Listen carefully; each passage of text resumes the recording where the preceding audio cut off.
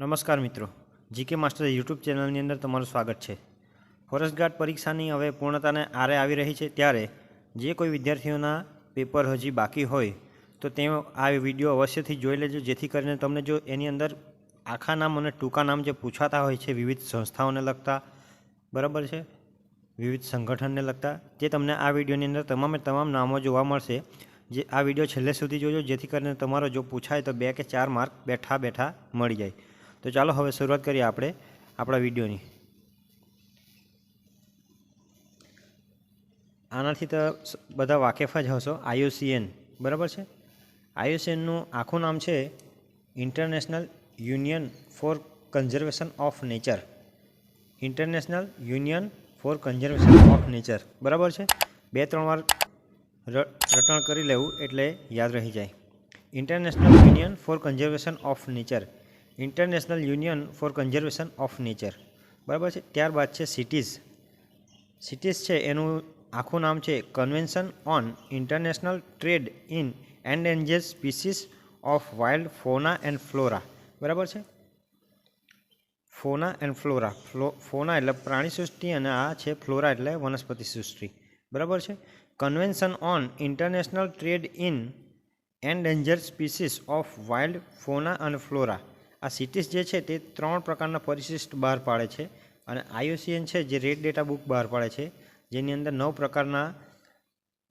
9 પ્રકારોનો સમાવેશ કરવામાં આવે છે, બરાબર। IUCN કેટલા શ્રેણીમાં બહાર પાડે છે તો 9 પ્રકારની, અને સિટીઝ જે છે તે 3 પ્રકારની શ્રેણી બહાર પાડે છે, બરાબર છે। ત્યારબાદ જોઈએ WWF, આ તો બધાને જ ખબર હોય છે, world wide fund for nature.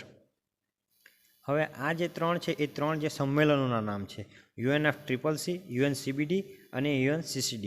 એની અંદર આ જે ડબલ સી છે UNFCCC એટલે એ છે ક્લાઇમેટ ચેન્જ માટેનું, હવે CBD એટલે બાયોલોજિકલ ડાયવર્સિટી એટલે જૈવ વિવિધતા માટેનું, અને CCD એટલે એ છે ડેઝર્ટિફિકેશન એટલે કે રણ માટેનું છે।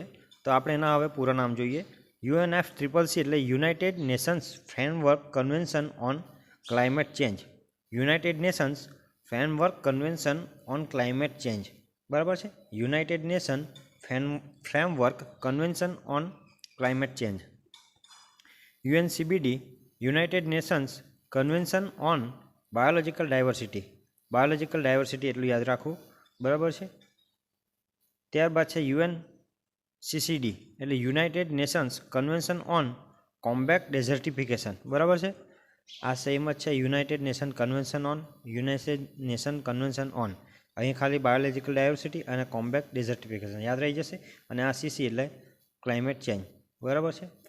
ત્યારબાદ જોઈએ NGT, સૌથી વધારે IMP છે NGT, દરેક શિપમાં લગભગ 1 થી 2 પ્રશ્ન NGTને લગતા પૂછાઈ ગયા છે। નેશનલ ગ્રીન ટ્રિબ્યુનલ, એનું વડું મથક ક્યાં છે? દિલ્હી, બરાબર, નેશનલ ગ્રીન ટ્રિબ્યુનલ। ત્યારબાદ જોઈએ છે ગીર। ગીર એ સંસ્થા છે જેનું પૂરું નામ છે Gujarat ecological and Gujarat ecological and education research centre, Gujarat ecological and education research centre, બરાબર છે ગીરનું। ત્યારબાદ BNHS Bombay natural history society, જેનું વડું મથક છે મુંબઈ, મુંબઈની સંસ્થા છે BNHS, અને એનું જે આપણે સિમ્બોલ જોઈએ તો હોર્નબિલ પક્ષી, હોર્નબિલ પક્ષી આ સંસ્થાનું સિમ્બોલ છે। ત્યારબાદ જોઈએ NWBL એટલે national board four wild life, national board four wild life યાદ રહી જશે, national board four wild life.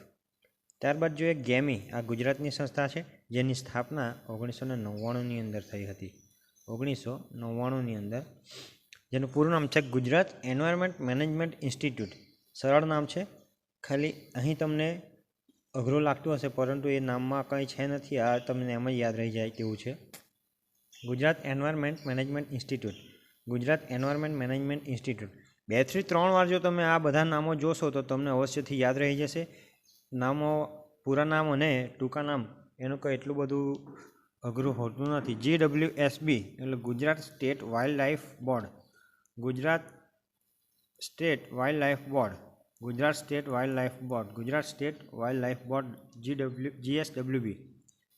CSE એટલે centre for science and environment, centre for science and environment, બરાબર છે. ત્યારબાદ છે WCCB એટલે wild life crime control bureau, wild life crime control bureau WCCB.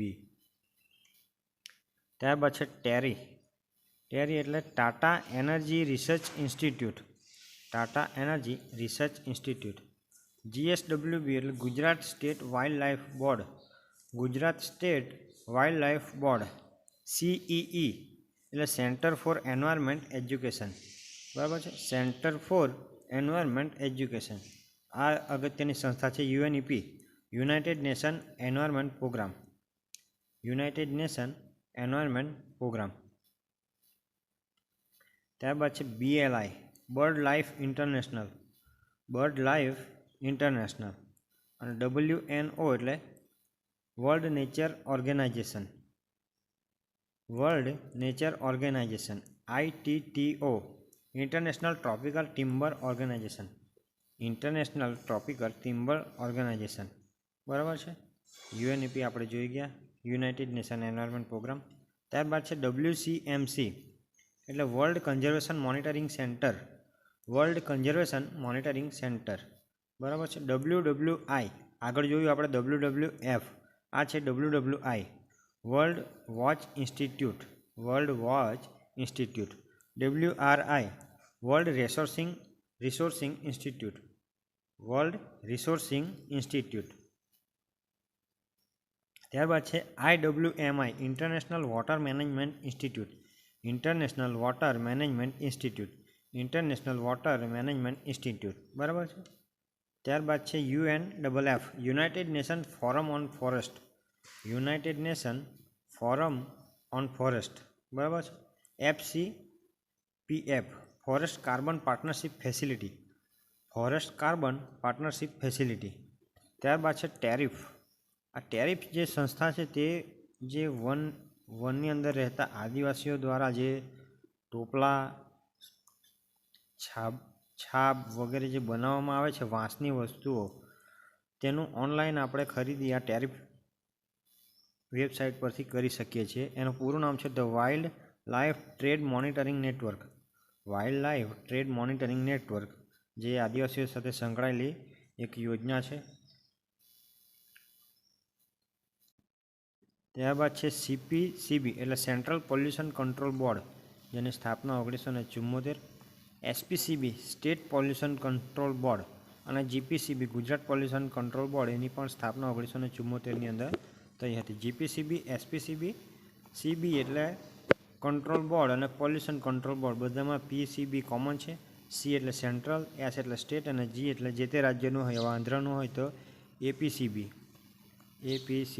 તો આંધ્રપ્રદેશ પોલ્યુશન કંટ્રોલ બોર્ડ. આપણે ગુજરાત છે એટલે ગુજરાત પોલ્યુશન કંટ્રોલ બોર્ડ, બરાબર છે મિત્રો. તો આ હતા ફોરેસ્ટના જે ટૂંકા નામ, જેને આપણે આખા નામના વિસ્તારથી જોઈ લીધા. જો તમને આ વિડીયો ગમ્યો હોય તો તમારા મિત્રોને જેની પરીક્ષા બાકી હોય તેને શેર કરો. ફરી પાછા મળીશું બીજા કોઈ વિડીયોની અંદર. ત્યાં સુધી જય હિન્દ, જય ભારત.